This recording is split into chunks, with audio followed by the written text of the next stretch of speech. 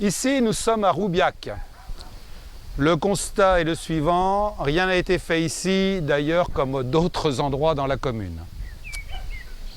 Quand nous serons élus, je m'engage tout d'abord à faire rapidement un état des lieux et donner des priorités pour l'entretien et la remise en état des chaussées et de leurs abords.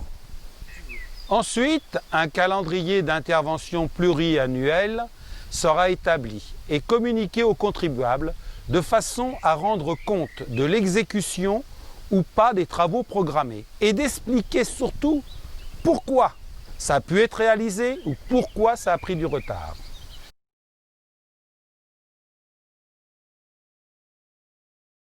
En deux mots, je voudrais quand même vous parler de l'éclairage public à Saint-Affrique. À Saint-Affrique, on éclaire mal. Trop ou pas assez.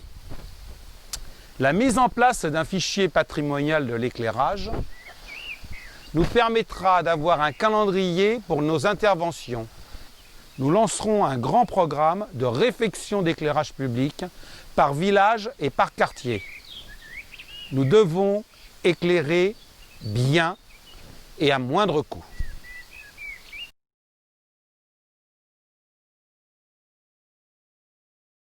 Ici, nous sommes à Boussac, où une association mise en valeur du patrimoine existe. Le patrimoine saint-africain n'est pas que l'église de Saint-Affrique de Pont-Vieux, comme sur une carte postale.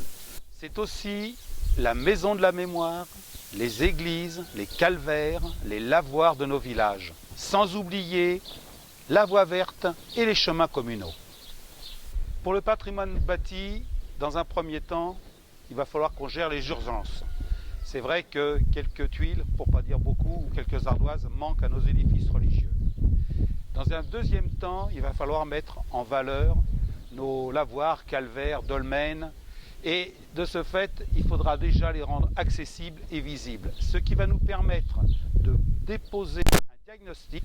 Donc je disais de gérer les travaux importants, et ceci en fonction de chaque cas. Maintenant, pour la voie verte, des parcours de santé sont envisagés, des panneaux pédagogiques seront installés pour indiquer et guider par rapport à la flore et la faune et de parler des vestiges du passé. Petite anecdote, certains se posent la question pour savoir pourquoi nous avons des haies d'aubépine qui longent la voie verte. Rappelez-vous de la vie de nos anciens qui, pour éviter que leurs bœufs ou brebis halent sur la voie ferrée, plutôt de mettre des barbelés, mettaient des haies d'aubépine.